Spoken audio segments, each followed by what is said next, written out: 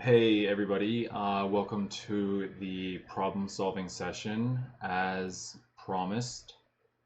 Better late than never, right? Hopefully this helps you with your preparation for the exam on Thursday. So we're going to look at some problems involving rotation in this video. I have 4 picked out, and I think that they're all pretty illuminating and it would be good practice for the exam. Okay, so let's get started here. The first problem we're going to do is from the textbook. They're all from the textbook. And this is going to be number 15 from chapter 10. So let me make this a little bit bigger here.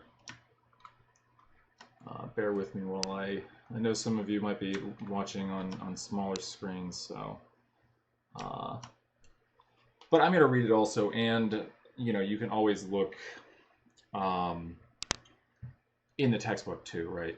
So in this problem we have starting from rest, a wheel has a constant angular acceleration of 3 radians per second squared. During a certain 4-second interval, it turns through 120 radians. How much time did it take to reach that 4-second interval? So what we probably want to start with is we want to write some things down, of course. And so the first thing to note is that it starts from rest, right? So what we could say is omega naught equals 0, okay?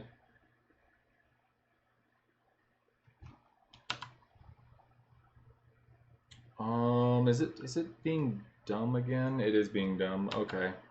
Well, what a surprise. Okay, so apparently I can't I can't annotate if I'm zoomed in. But hopefully it's not a big deal. As I said, you can always just look in the textbook if you need the problem verbiage. So let's try this again. So what we still need to write that omega initial equals 0, right? We also have that alpha is 3 radians per second squared. And then we have that during a time interval of 4 seconds, call that delta t, the wheel turns through 120 radians, right? We'll call that delta theta. Okay, so what we can do is we can figure out what the average angular speed is during this 4-second time interval. And the way that we do this is we could write something like, I'm going to call this omega bar. This is the average, right? And this is actually just delta theta over delta t. And we couldn't write here, for instance, that omega, like omega 1 or maybe omega 2 or anything like that, is delta theta over delta t, because we know that it's accelerating angularly during this time interval, right? And so we have to think about the average angular speed here. Now, because we have a constant angular acceleration, we can also write that this is, let's say, equal to omega 1 plus omega 2, and divide that by 2, right? Because we're taking the average. And so omega 1 would be its angular speed at the beginning of the 4-second interval that we're thinking about, and omega 2 would be the angular speed at the end of that 4-second interval. And so what we need to do is we need to use, let's see here. So this equation, this delta theta over delta t equals omega 1 plus omega 2 all divided by 2, that's kind of what we want to focus on here. And so what we need to do is we need to remember that our general expression for the angular speed, right, is something like this.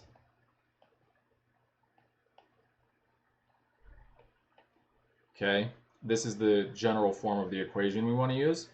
And what we want to write is that, I'm gonna clear that though, because we're gonna write the same exact thing essentially a few times here. We want to just write out the equations for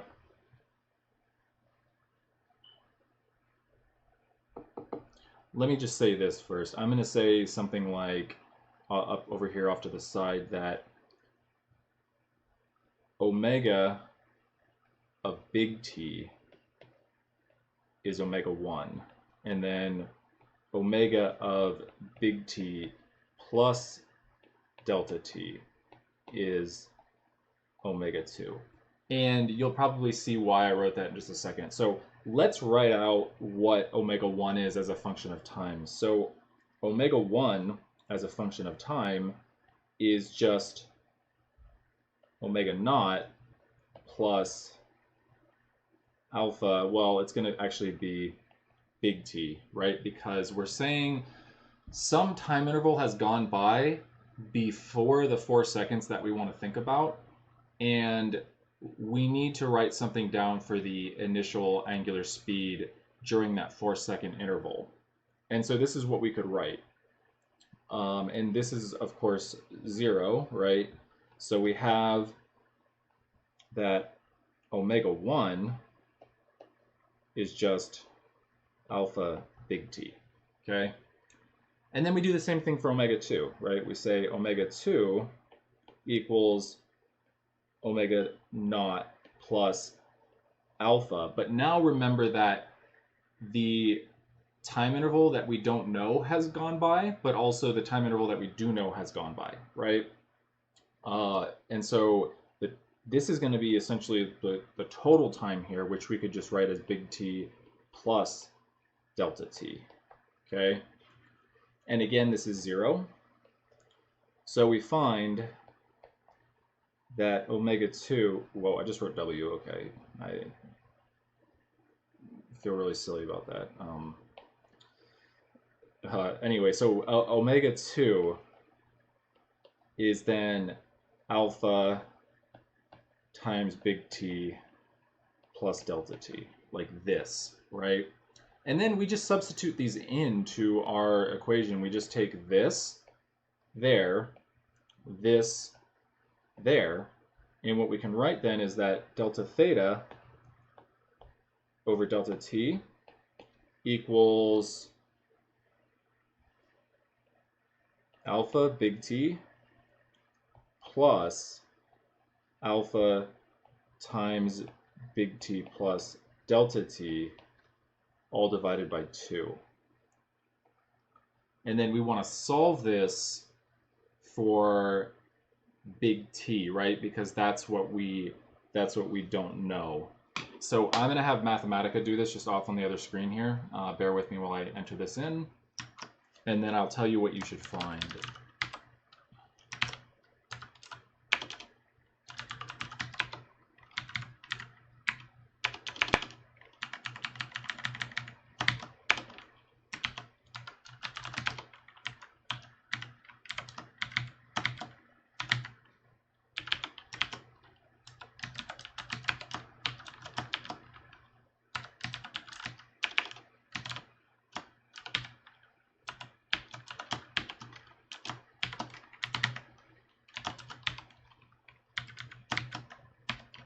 Just make sure this looks good. Yeah, I think it looks good. Cool. So what you should find right after you do the algebra is just that, I think if I write it there, it's gonna not be 100% visible. So let me clear this. I'm trying to remember that will happen. Let me clear this very bottom equation. So if you haven't copied that down, maybe pause the video and just do so, because I am going to start erasing it. And then I'll write the result that you should find after you go through and do the algebra.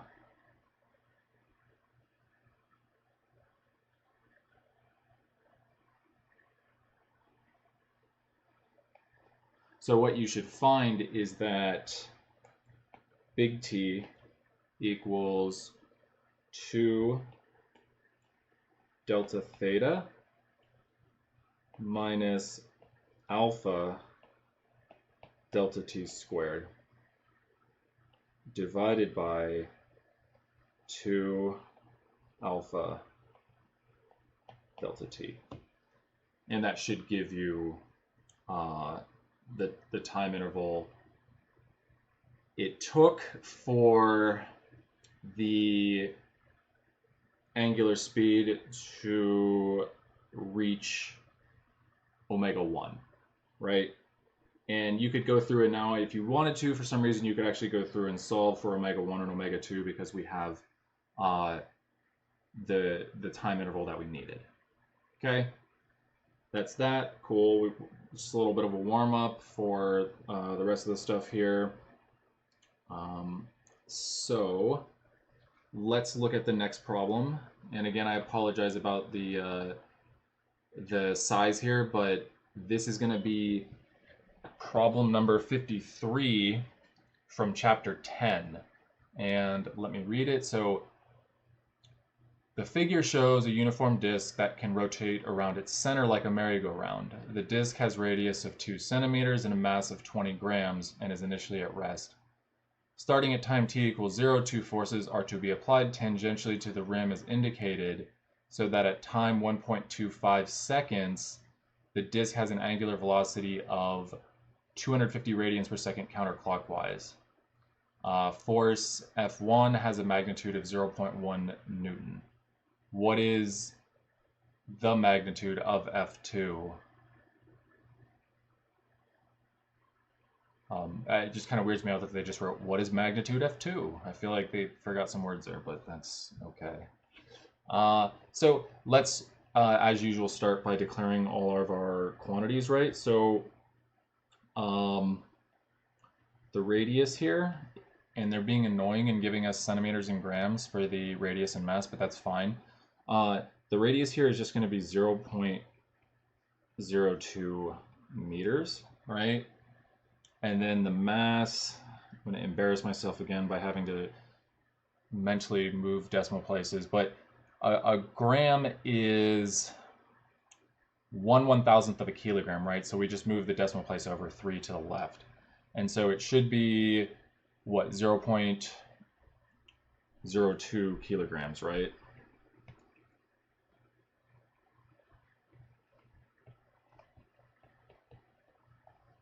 Let me just make sure.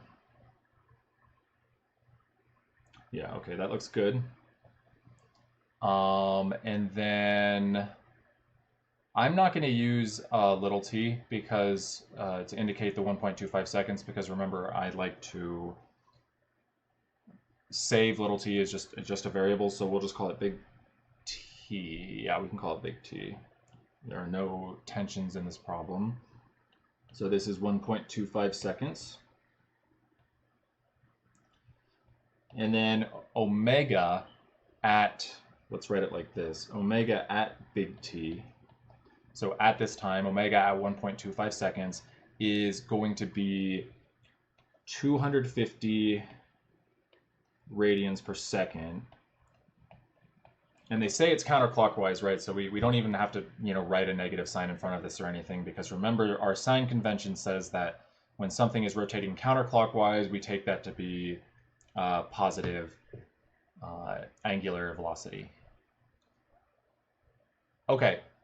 Oh, and we just need to write what F1 is also. So F1 is 0.1 newtons. Cool. So what we want to do is we want to make a sketch here, even though, let's see.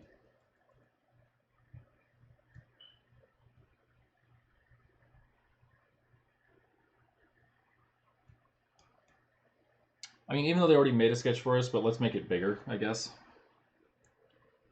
So this is like the top view of the disk.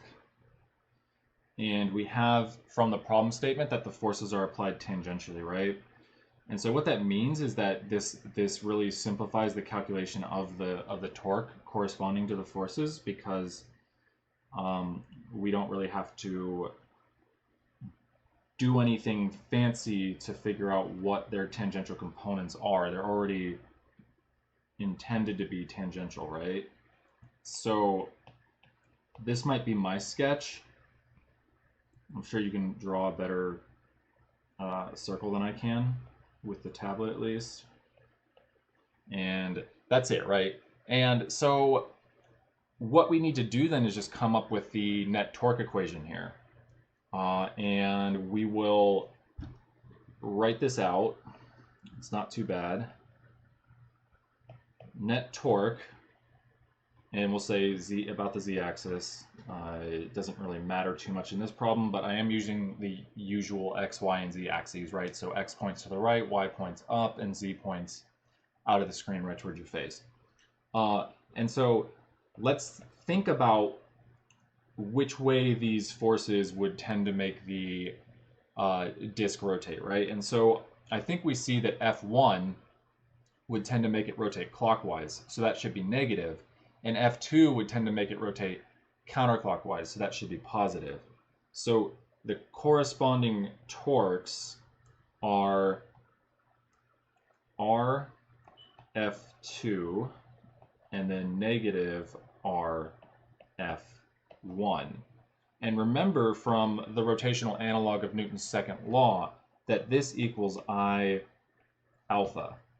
And this is going to be an example of a problem where we have to combine Newton's laws, or these ideas about like torque and angular acceleration, with kinematics, right? And remember that the thing that's going to link the two is going to be the angular acceleration. And this is perfectly analogous to some of the examples we saw when we were talking about kinematics and Newton's laws.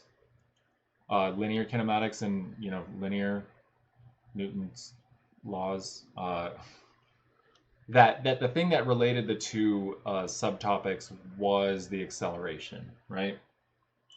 And the time actually too. Time. Well, no, I'm sorry, not the time. I misspoke. Just the angular. Just the acceleration, right? Because we're still talking about the linear case, but the point is that here it's going to be the angular acceleration that allows us to go back and forth from angular kinematics to torques, right? Okay, anyway, with that having been said, let me just remind you why my torques look like this, right? And just it's because that one of the ways we could write a torque is R F sine theta.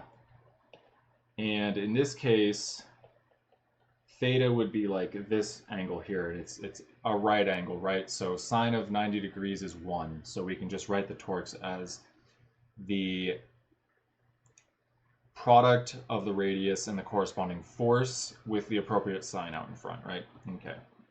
So we can clean this up. We can factor out the R, and then we can just write F2 minus F1 here. And then we want to plug in for the moment of inertia of the disk, right? And the moment of inertia of the disk is going to be 1/2 mr squared. It's one of the few that I can remember. Like this. And then we still have alpha over here. And alpha is indeed what we want. But we can cancel a factor of r on both sides, which is nice. And then what we find is that alpha equals 2 times the difference of these forces divided by mr. Cool. So at this point, it is just an angular kinematics problem, right? Because now we have our acceleration, our angular acceleration, and we don't know what F2 is, but we will just pretend that we do and then see what happens, right?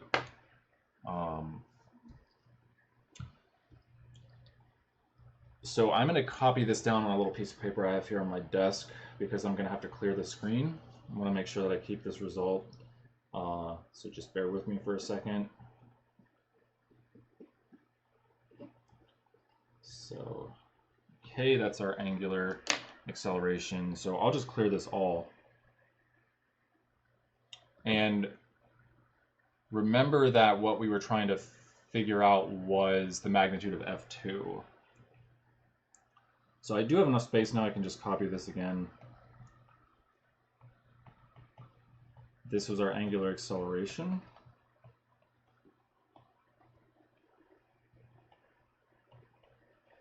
Okay, and then we just need to use kinematics because we know that omega of t, right, is 250 radians per second. And so we could write our kinematics equation, actually the same one that we used in the previous example, like this.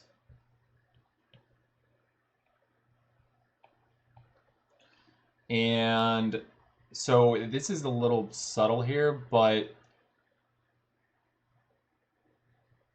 they don't explicitly say that the disk is at rest, but I think that the verbiage of the problem statement sort of indicates that, right? We would actually have to know if it wasn't what its initial angular speed was. So we'll say this is 0, because I think before the forces are applied, there are no forces acting on it that would tend to make it rotate. So that's why we would interpret it like this. And so what we find is that omega of big T, right, which was 250 radians per second, simply equals alpha times big T, and alpha is just what we found there, right? It's just 2 F2 minus F1 divided by mr.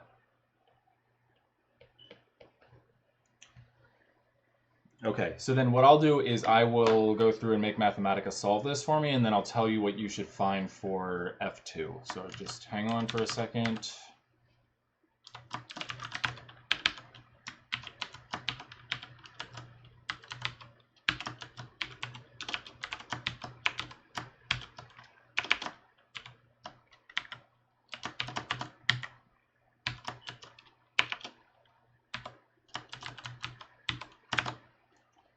Okay, so what I'm finding is that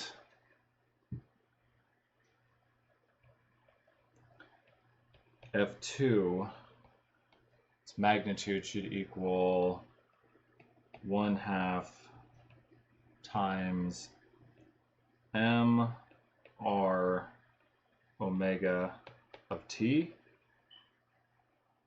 plus 2 F1, right? So this should be your result here. And you know, numbers people can go ahead and plug the numbers in. Whatever, you know, I don't care about numbers. It doesn't offend me, but well, maybe it offends me a little, but that's all right. So this is what you should find though, and do with that what you will. Okay, cool. Let me clear the screen here. We're going to move on to the next problem. I don't, as usual, remember what I even decided on. Ooh, this one.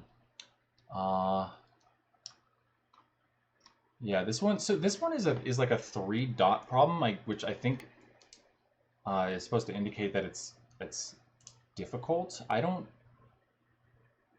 mean, I don't want to go all slash like r slash I am very smart on you here, but I don't think this one is that bad. Let's try it out, I guess, and see. So I'll read this statement, problem statement for you. This is chapter 11, number 66, right? And so in the figure, a small 50-gram block slides down a frictionless surface through height h equals 20 centimeters, and then sticks to a uniform rod of mass 100 grams and length 40 centimeters. The rod pivots about point O through angle theta before momentarily stopping. Find theta. Okay, so let's see here. We have that the mass, let's call the mass of the block 50 grams. So you know what, I'm not even going to convert this because I'm not going to do the numbers anyway, right? So you can calculate what that is in kilograms. You just divide by 1,000, right? H is 20 centimeters. To get this in to get this in meters, you divide by 100, right? And then let's say the rod, we'll call it big M, it has mass 100 grams, and then the length of the rod we'll call L, and that is 40 centimeters. Okay, so we need to figure out what the speed of the block is before it hits the rod, right? And the way we do this is conservation of energy. I'm going to not really spend too much time on this because this is not, necessarily what we want to focus on here. But we just equate the initial gravitational potential energy to the kinetic energy, right? Now notice that I'm writing V naught here, and that's just because the final energy for the first part is the let's say it's the initial energy for the second part, right? So don't worry about the V naught there so much. You could call it V, that's fine. But I'm just saying this is the block's initial velocity, as in the velocity it has, like, or speed it has, I guess, right before it hits the rod. And so we solve this, and we don't find anything too surprising. I think we find simply that V naught equals the square root of 2GH, right? And this is what we would get from kinematics, just to remind you, even though it's not super important for our purposes here, for a mass that just falls through some height, right? Which I think is kind of cool, because this mass is clearly not falling straight down, it's sliding and stuff. So okay, that's what we have then, and we need to think about our initial angular momentum then, right? Because this is going to be a conservation of angular momentum problem. So this would be, right, what we call orbital angular momentum, just because the block is not spinning around its own axis, right, or any axis on its body. It's just translating and has some velocity, with respect to some point, right, that we're going to take to be the pivot point of the rod. Okay, so I might be a little fast and loose with the signs here because the SIGNs, because it doesn't really matter in this case, because I think what we're going to do is we're going to go from you know what? I think I see why maybe this is supposed to be difficult. Because I think we need to use conservation of angular momentum for the collision, and then we need to use conservation of energy for the part where we determine how high basically the rod swings. Okay, yeah, that is a little more challenging, but that's good. Okay, so this might be a little bumpy then, but let's do this. Let's say that the initial angular momentum is just L M V naught. We could write sine of like phi here or something, right? We don't want to write sine of theta because we're already using theta to be what we want to solve for. But this is just 1, right? And so the reason for that is because, like, if I just draw a picture here of, like, right when the block hits the end of the rod is moving, sorry, the block is moving like this, right? And the vector that takes us from O to where the block is would look like that, right? And so there's a 90-degree angle between these two.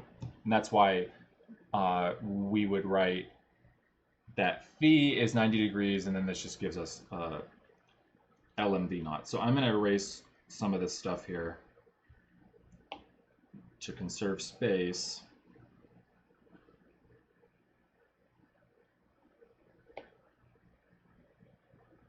So we'll just say that it's LMV naught, right? So then the final angular momentum is now we're thinking about after the block has stuck to the rod and the block are starting to swing together. So we'll call this L. And this is going to be simply I omega, right? But we have to be careful calculating the moment of inertia uh, here. And I really should have prepared myself for this. And I think you're all probably used to this by now, but I can't remember which numerical coefficient has, or the rod has. So give me 1 second here while I do that.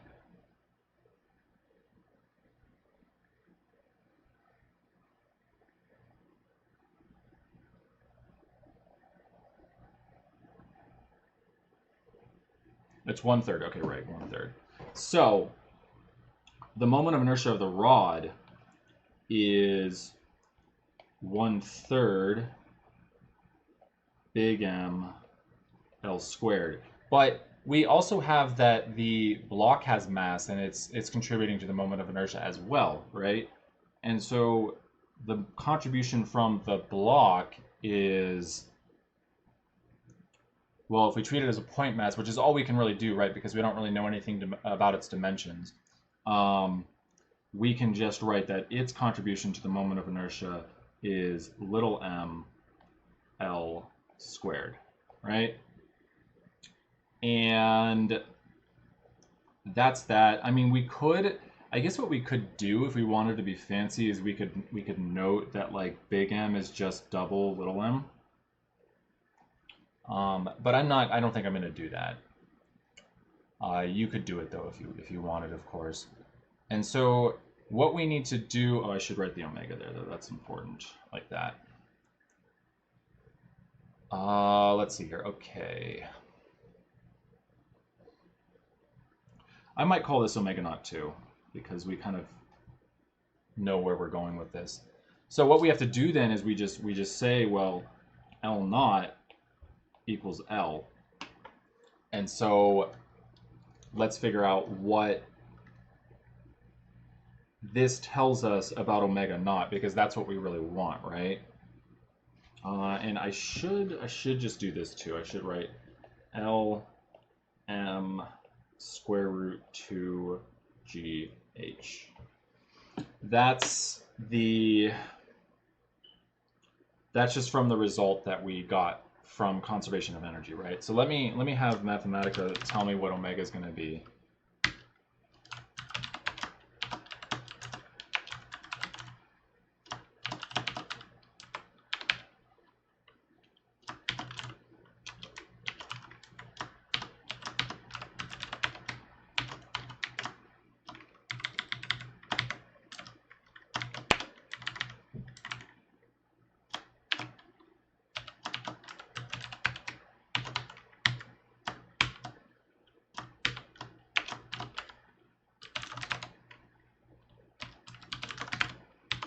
We want to solve for omega here. Let me just make sure that I wrote this down correctly.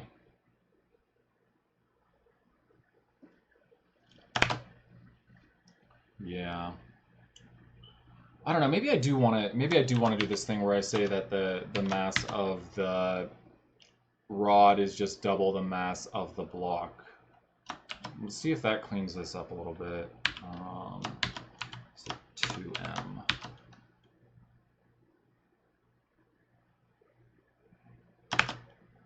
Yeah, it makes it a little bit nicer. Okay, so then what you should find, right, after you note that, is that omega naught is going to be 3 times the square root of 2gh over 5L, okay? And I think I'm going to clear things now. I'm going to clear the screen, so I just need to write this result down too, make sure I have it.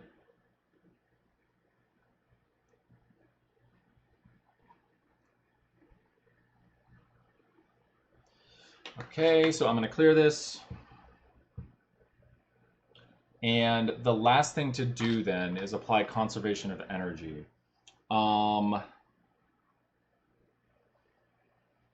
So what we're going to have is we're going to have a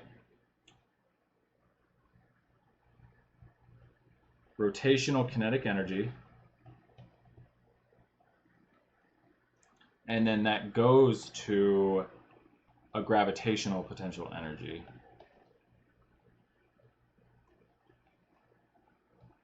We'll call this big H because we already used little h, right? Now,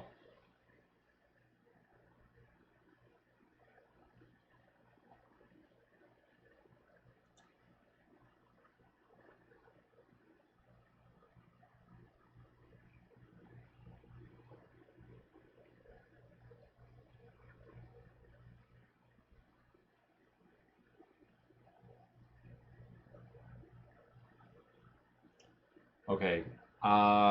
The thing that I'm thinking about here is that the height that the block reaches, or right, so the change in the block's y position from immediately after the collision to when it comes to a stop should be the same as the change in the position of the center of mass of the rod, right? Because they are constrained to move together. Now, so I was a little tempted to write this as delta H, delta big H, but I'll just leave it as is, I think, for now. But that's the idea here, right? Is that the center of mass of the rod moves up by some height, and the center of mass of the block moves up by some height. And that height should be the same height because they are, as I said, they're constrained to move together, right? And that's, I think, that one of the trickiest things about this problem. And then you have to figure out what that is. But we actually already have a result from a previous, I think it was homework assignment, that says something like this. It should be that H equals L minus L cosine theta, right? Now, the way you would do this is think about the rod. I'm going to kind of blast through this because this is something that I had you do on a homework assignment, so hopefully everybody's good with it. But we want to think about the rod here and say that this length is L, this length is L. The vertical line, the straight vertical line here corresponds to the initial position of the rod, and then the slanted one corresponds to its final orientation, right? And so what we have is that, actually I want to change this. We have that if this is H and this is L, right, then this is L minus H. And so theta, right, we do cosine theta, cosine of theta equals adjacent over hypotenuse, so it's L minus big H over L. We rearrange this, we have L minus big H equals L cosine theta. And then we can add H to both sides, subtract L cosine theta from both sides, and we do end up finding this, right? So let me erase some stuff here. Just my derivation of what H is.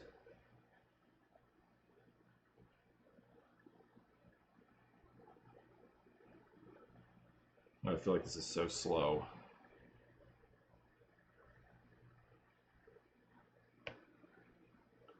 But anyway, what we do then is we rewrite our conservation of energy expression, and I'm going to write this out in its full nastiness here. So 1/2, remember we found, oh, did we? I got rid of what I was, but I believe it was just 1/3 big M L squared plus little m L squared, right? And then omega was 3 times the square root of 2g little h, right, over 5L. And then we have to remember that this needs to be squared because that's what the rotational kinetic energy, formula says, right? And we solve for omega when we needed omega squared.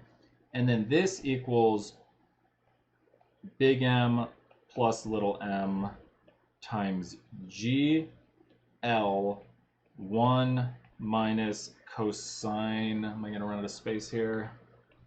Cosine theta, right? So I am absolutely going to make Mathematica solve this for me because this is obnoxious, right? So just bear with me while I have it do that. And I would say that this is definitely above and beyond, anything. Well, maybe not, but this, would be the upper limit on how involved or difficult a problem on the exam could be.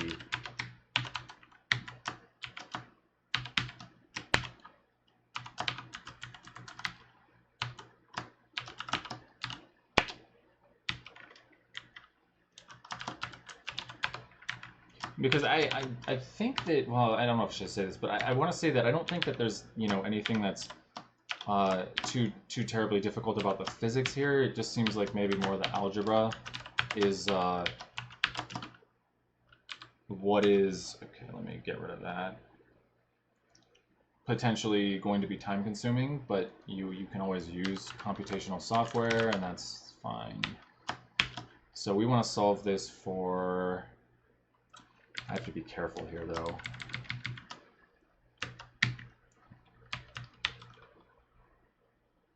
Because if I put cosine theta into Mathematica and then ask it to solve for theta, it's going to be a math nerd and it's not going to assume that, theta, for instance, is between 0 and 90 degrees. So I'm just going to have it solve for cosine of theta. Let me make sure that I entered this correctly.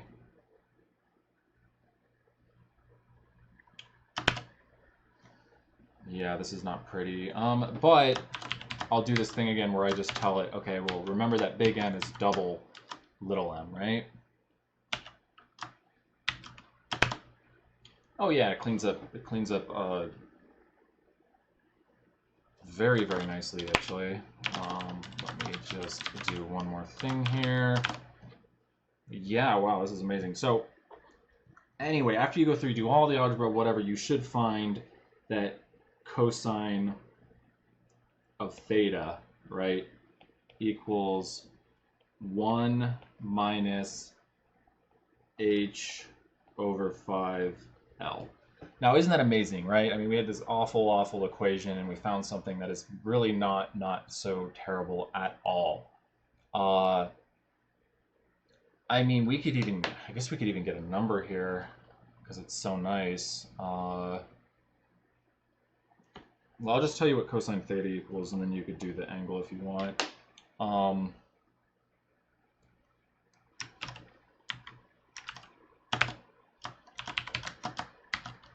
So h is 20 centimeters, and L is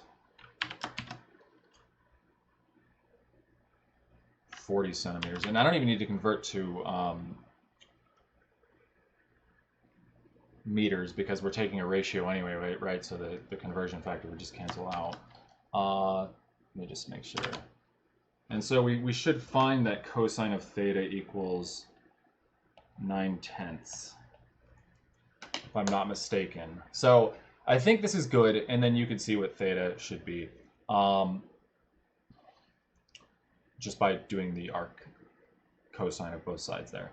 But yeah, cool. Wow, that worked out almost suspiciously well, right? I mean, maybe there's a chance I made a mistake, but I think that my general thought process here is definitely good, right? So just go through and make sure you understand everything that happened here, and I think you'll be more than prepared for pretty much anything I could ask you about angular momentum, rotational kinetic energy for the exam, right? Cool. Okay, that was a bit of work, but we got it. So I'm going to clear the screen now. We'll move on to one more problem here. I don't remember what it was, but I have a hard time imagining it's going to be as involved as that. Okay, so like a static equilibrium problem then. This shouldn't be so bad.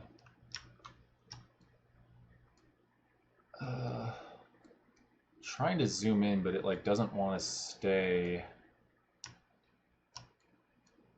Okay, that's fine, I guess. So this is going to be problem number 23 from chapter 12 now, right? And I think that, you know, you should make sure that you understand static equilibrium because, well, I don't want to say too much, but static equilibrium problems can turn into dynamic problems pretty quickly, right? For instance, this would be a static equilibrium problem that could turn into, say, a rotational kinetic energy or angular momentum problem or torque problem, right? Like a dynamic torque problem if, for instance, the wire snapped and you had to, you know, decide or figure out what was going to happen. So just keep that in mind, I guess. But let's go through and do the stuff. We're given, so I don't know why that is, but we're given the weight of the beam. Well, let me read the problem statement first. Okay. So in the figure, one end of a uniform beam of weight 222 newtons is hinged to a wall. The other is supported by a wire that makes angles theta equals 30 degrees with both the wall and the beam. We want to find the tension in the wire, and we want to find the horizontal and vertical components of the force of the hinge on the beam. Okay, so for this kind of a problem, right? Well, let me get this stuff out of the way. We have.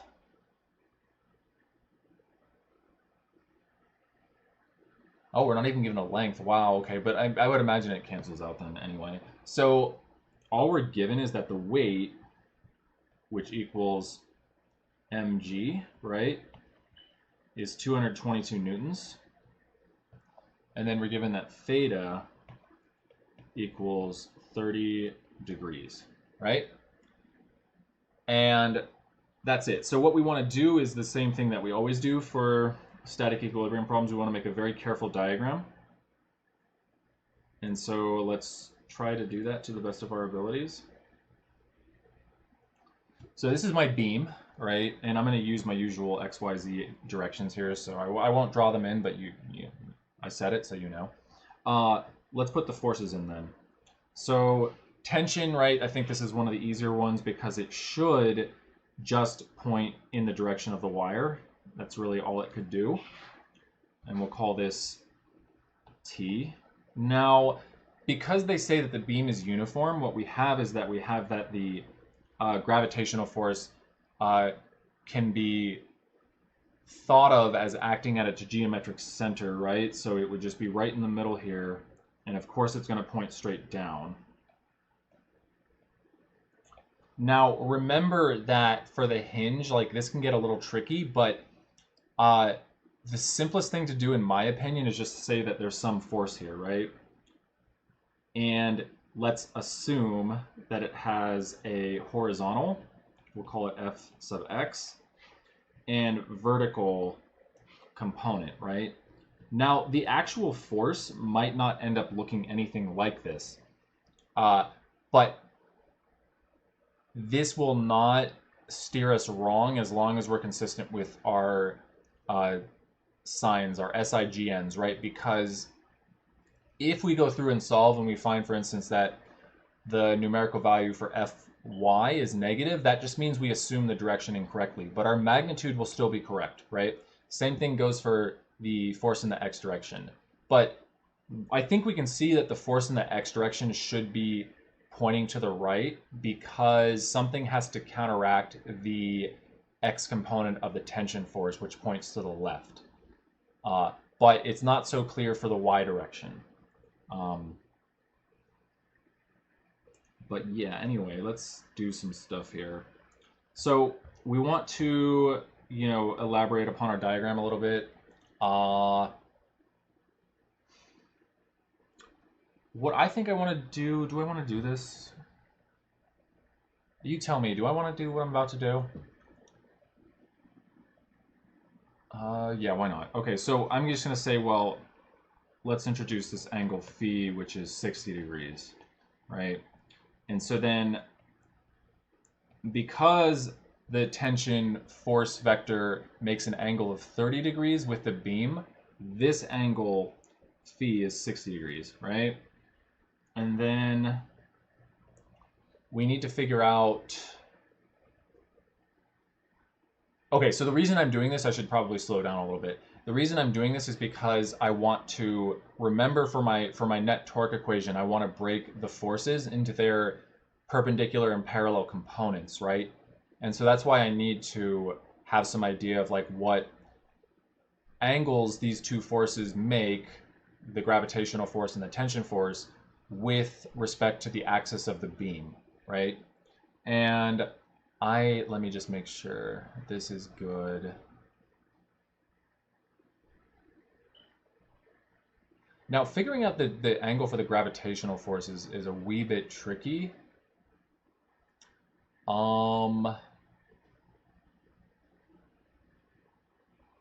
Let me just think out loud here for a second. So I'm going to draw the axes that define the gravitational force, right? They're going to look maybe like this. And then the axes that define my angle look perhaps like this, right? So this is theta, and I'm thinking about this part of the diagram here. Now, it looks like we don't have perpendicular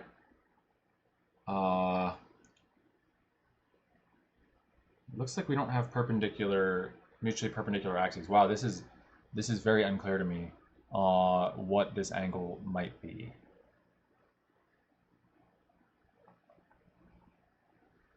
Let me think here.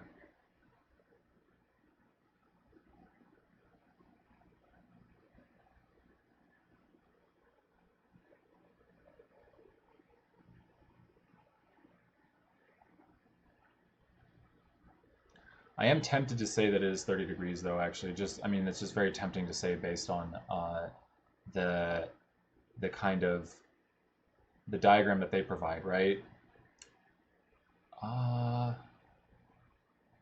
But we want to be 100% sure the angle that it makes.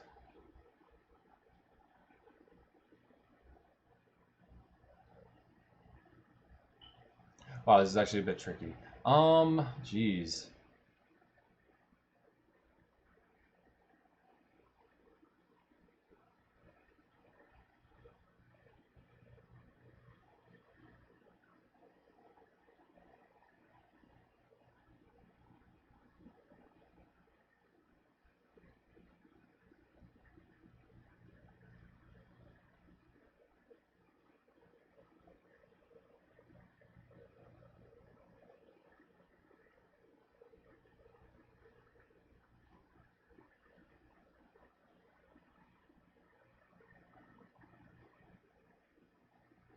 I think I see it now, though.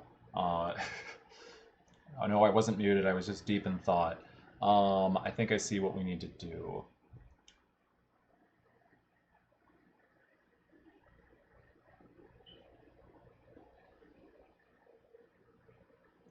So what I have in mind is, and maybe there's an easier way to do this that I'm missing, but what I have in mind is that, well, if we focus on this triangle here, we know that its interior angles have to add up to 180 degrees, right? And so we know theta and theta, of course, those add up to 60 degrees. So this angle here must be 120 degrees. So it must be, yeah, 120 degrees, which tells us then that this angle must be 60 degrees, right? And then, so let me draw what I'm thinking about here. This is going to help me, and hopefully you understand it. So now we have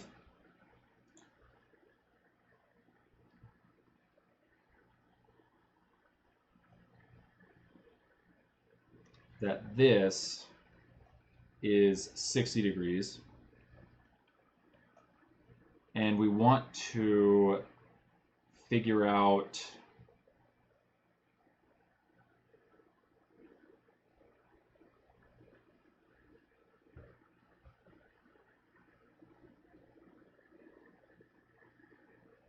Remember, this is the gravitational force on the beam, right? And we want to figure out what this angle is. I don't know, we'll call it like alpha, I suppose. No, I don't like alpha because that has connotations. Let's call it beta. That's good. And so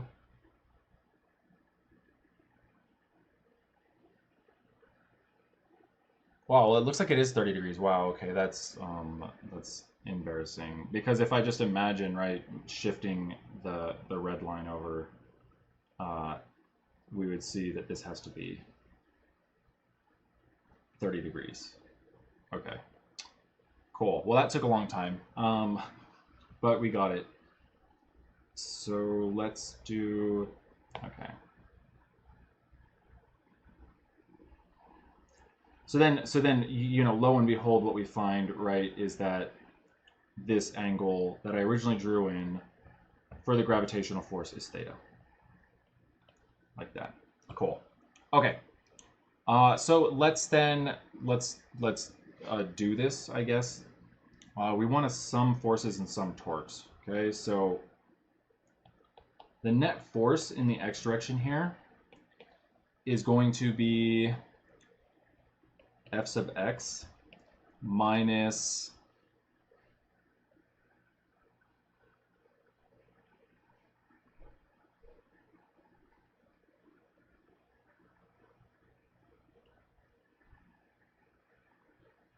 oh geez, wow. Okay, this is rather obnoxious now that I think more about it.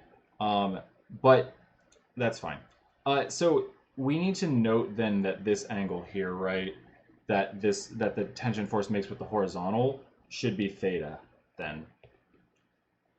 Or is that true? Wait, that's not even true.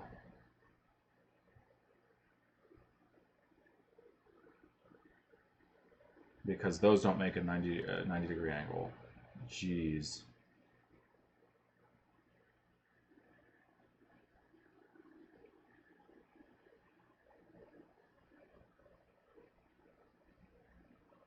You know what? We're going to sum the torque first, and then we'll come back to this.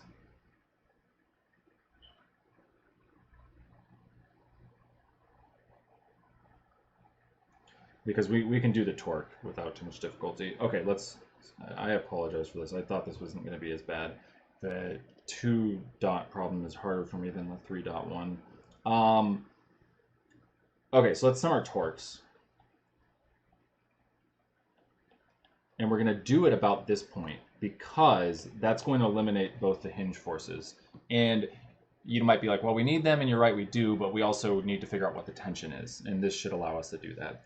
So what we're going to do is we're just going to say, well, the tension force would tend to make this thing rotate counterclockwise, right? And so we could write our torque as T, and let's say the length of the beam is L, even though we're not given it, we expect that it cancels out, right? So the torque due to the tension force is just going to be TL and then cosine phi, right? The torque due to the gravitational force is going to be mg L over 2 times, looks like it's going to be cosine again, right? Cosine theta. And so this is 0. And notice that we can cancel the L's, right? Those go away. And we have then that T cosine phi equals 1/2 mg cosine theta. And so what we get is that, I'm going to write this up here because I'll probably erase all this stuff pretty soon, is that the tension force, right, is mg cosine theta over 2 cosine phi, right? And that's that. So that's the result we need for that's part A. Okay. We're actually getting somewhere, believe it or not. Okay. Let me clear this stuff out, and then we'll get back to trying to figure out what the hinge forces are. Just want to get rid of this. So just as I have said before, I think that drawing a very careful diagram for these is useful, and it's a little difficult for me to do on the tablet just because it's kind of small, right? If I had, you know, a piece of paper and a pencil, it would be a bit easier. So I'm not being hypocritical. It's just logistically tough, right? And I don't want to make excuses, but I think that this would be easier to solve if I could make a nicer diagram. But that's fine. So let's look at let's come back to this x equation. So you want to figure out what the net force in the x direction is. And the thing is, like, because we have the tension now, once we find this result,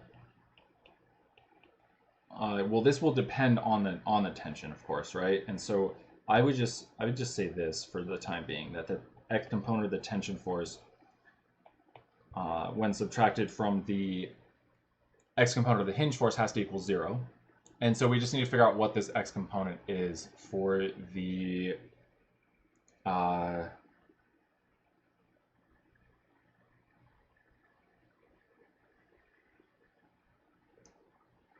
tension force. Okay, I think I see it. So what I want to do is focus on the end of the beam. So let me try to draw this nicely. What we have is this black line is the beam, right? And the tension force points like that, and it makes an angle theta with respect to the axis of the beam, right? But we filled in that triangle, right? So this is where the beam meets the wall. So this vertical black line is the wall, and then I'll just connect the wall to that endpoint like that. And so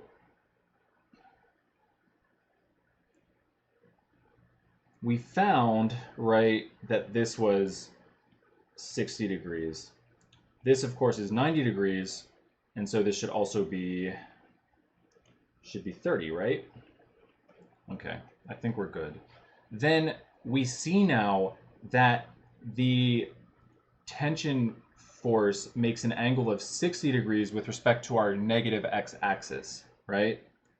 Because this is theta, which is 30 degrees, and we determined that this is 30 degrees, right? By thinking about the right triangle made by the beam and the wall. Okay, I think we're getting somewhere now. And so actually the angle, so in terms of our notation, we could say that the angle is phi, right? Because we said phi was 60 degrees, so why not use that? So what we find then is, for the x equation, that f sub x minus t sub x, wow, this is gonna, you know what?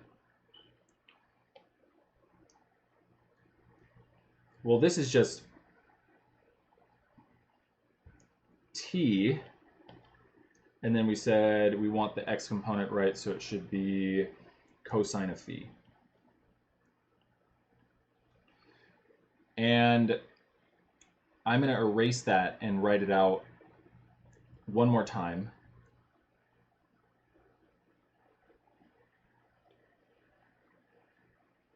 Explicitly, right?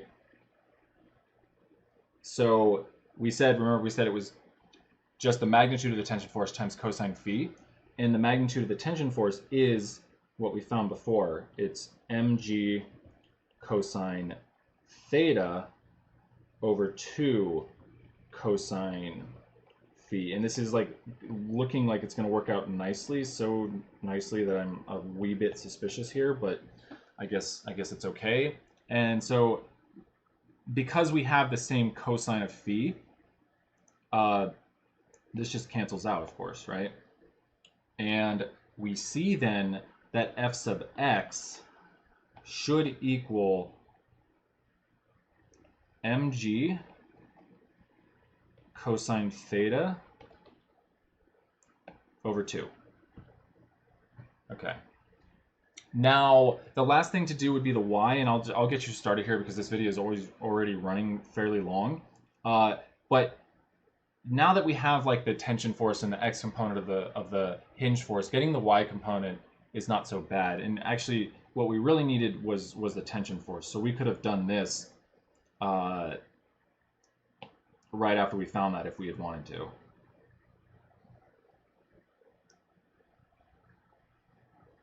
So let me erase all this and we'll wrap up here pretty soon.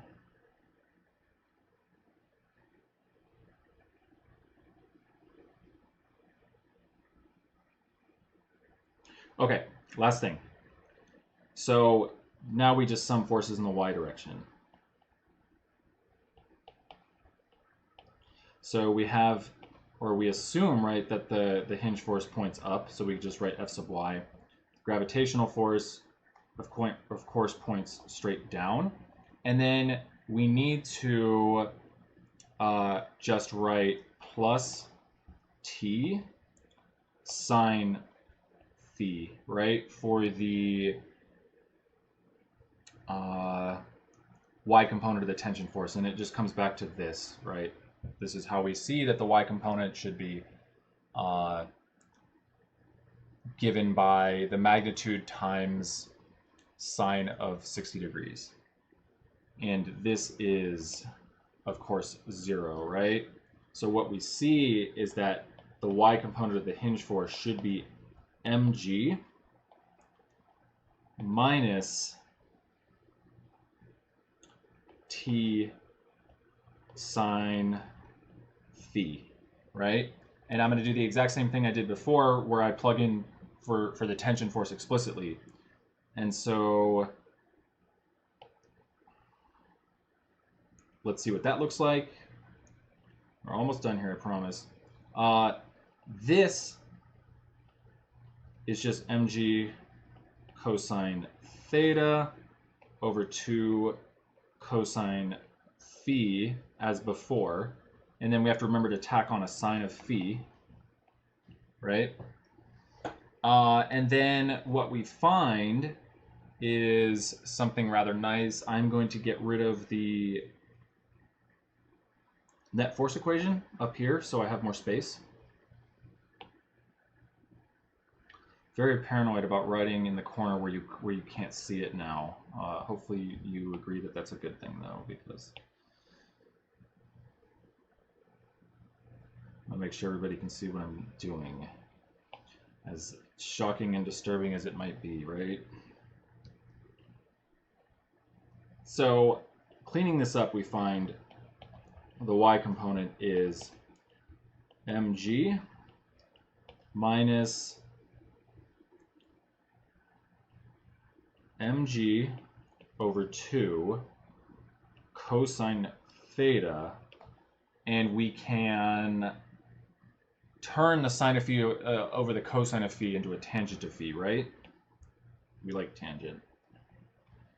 So what we finally find is, like, after a bit of simplification, is that this y component of the force can be written as mg times 1 minus cosine theta tangent phi over 2.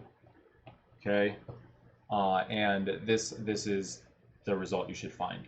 Now, I don't know if this is going to be positive or negative, right? But you can check that for yourself.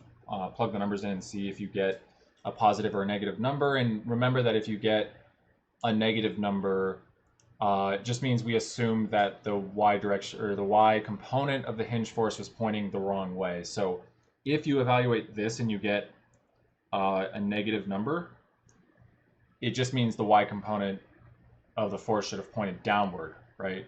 Or it is pointing downward, and we just chose incorrectly, but that's fine. and this is not something you even really have to worry about on the exam because, I don't expect people to be able to look at this and immediately know which way would be the correct way for the y component of the hinge force to be pointing. The x component of the hinge force, that's, something that you probably should be able to see, but the y component of the hinge force is definitely not 100% clear. Okay, that's it for this. I apologize for the trig problems, but we got it done, and hopefully you see how I got these results, and if anything's unclear, feel free to, of course, reach out and ask. All right.